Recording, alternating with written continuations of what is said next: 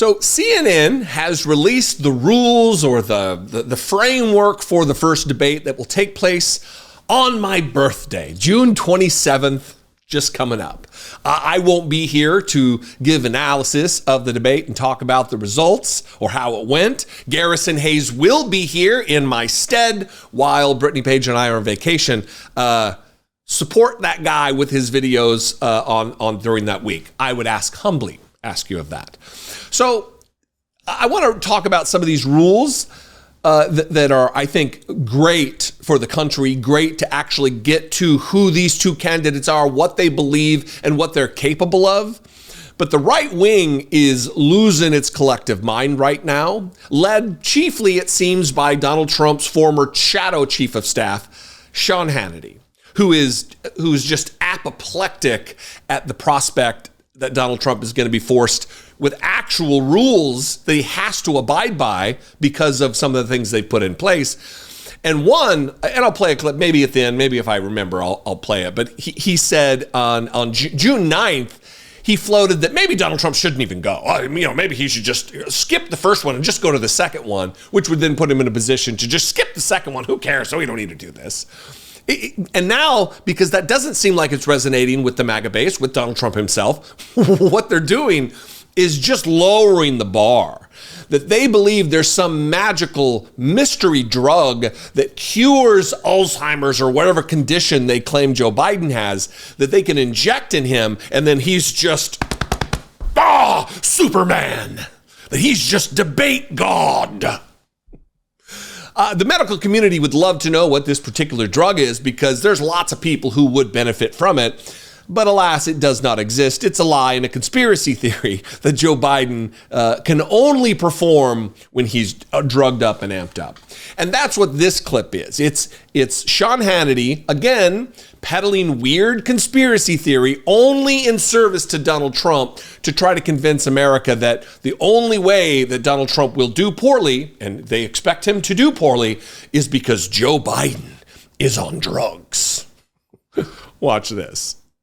The former president, took on the challenge. I don't think he'll regret it. However, the Joe Biden that we're talking about tonight, I don't think will be the Joe Biden we're going to see on debate night. I think the Joe Biden we see on debate night is going to be the guy that we saw at the State of the Union. He's going to be all hyped up, hyper caffeinated, whatever it is. It's interesting that 70% of the country does like the idea of drug testing. I like the idea. They do it to athletes. They do it to horses in horse racing. Why not do it to presidential candidates? I like the idea. 70% of Americans apparently agree with me. However, what do you expect for the debate? Yeah, well, this is nothing new, of course. The cards have always been stacked against Donald Trump since the day he came down the escalator to announce he was running for president as a Republican. The cards have been stacked against Donald Trump always. Oh, he's an underdog. The self-proclaimed billionaire, silver spoon right in his ass, Donald Trump, is the underdog, who the cards are just stacked against him. The only reason the cards would be stacked against Donald Trump in a debate is because he's a dumb shit. Because he is incapable of performing under when there are rules that are set that he himself has agreed to. Just like these rules that he himself has agreed to. This is from CNN. Here's the headline. Biden and Trump campaigns agreed to mic muting podiums among rules for upcoming CNN debate. With less than 2 weeks until the first presidential debate of the 2024 election cycle, CNN has released additional details on the parameters agreed upon by the Trump and Biden campaigns. These are the rules that have been mutually agreed upon that Donald Trump will invariably try to break. It's going to be a little bit more difficult because they've agreed to when the person's not, when their timer's not on and they're not allowed to talk, when they're not supposed to talk, their mic will be muted. And they'll whine about it for Donald Trump. Well, that's unfair. Well, it's not unfair if the rule applies to everybody. Joe Biden will not be allowed to interrupt. Joe Biden will have to be quiet when it's not his time. And so will Donald Trump. That's like saying in a game of basketball or football that the rules are unfair, even though the other team also has to apply by those rules. The debate, which will be hosted by CNN's Jake Tapper and Dana Bash in Atlanta on June 27th, the birthday of Jesse Dollemore. On June 27th, will march the first in-person showdown of the 2024 campaign between President Joe Biden and his predecessor, former President Donald Trump. Both candidates have accepted the network's invitation and agreed to accept the rules and format of the debate as outlined in letters sent to the campaigns by the network in May. The 90-minute debate will include 2 commercial breaks, according to the network, and campaign staff may not interact with their candidate during that time. My hope for this is if the staff does break that rule and interact with their candidate, that they come out of commercial break and they say, this is what just took place. We need to let the audience know that they broke the rules. And it should apply equally across the board. Now, relative to the audience, they'll be letting a televised audience know, because there won't be a studio audience, which is, without doubt, unequivocally, as far as I'm concerned, unassailably so, a good thing. Because there won't be the hooting and hollering and the chanting and the applause and the interruptions, and it won't skew to indicate support for, when there is no support for certain things. Oftentimes what Donald Trump does, they did this during the Libertarian Convention here. They packed the room with Trump people, tried to commandeer the front row of seats to lead applause breaks. And that's just what they do. They do it. They did it when he was in the White House. They do it during debates. It's all propaganda and lies for optics. Both candidates agreed to appear at a uniform podium, and their podium positions will be determined by a coin flip. Microphones will be muted throughout the debate, except for the candidate whose turn it is to speak.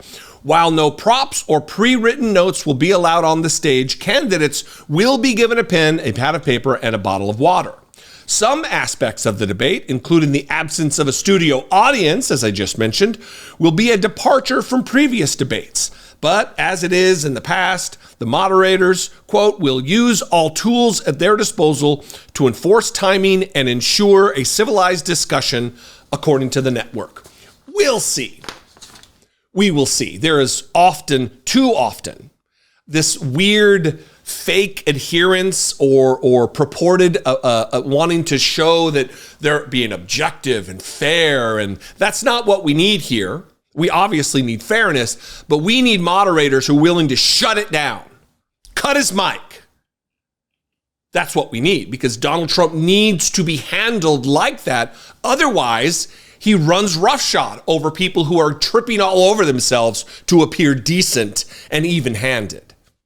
You need to deal with reality on reality's terms related to Donald Trump. Anyway, what do you think? I'd love to know. You can call, leave me a voicemail, 714-576-4054. And of course, as always, you can email me the old-fashioned way at the email address daily@dollemore.com. You can also just mix it up in the comments. We can have a conversation right here in this comment section. That would trigger YouTube to share my content with new prospective audience members to join the family of daily watchers, I guess. If you appreciate what I do and you want to take your support other than watching and being subscribed and sharing the videos, liking and commenting, if you want to help support monetarily, you can do so for $2 a month. Click the join button below, become a channel member. Go over to my Patreon page, patreon.com/IDoubtItPodcast. You can follow me on social media if you're still not sick of me. I'm pretty sick of myself sometimes. @Dollemore is where I am. I love and appreciate you. Thanks for your engagement. I'll see you next time. Be genuine. Take care of one another.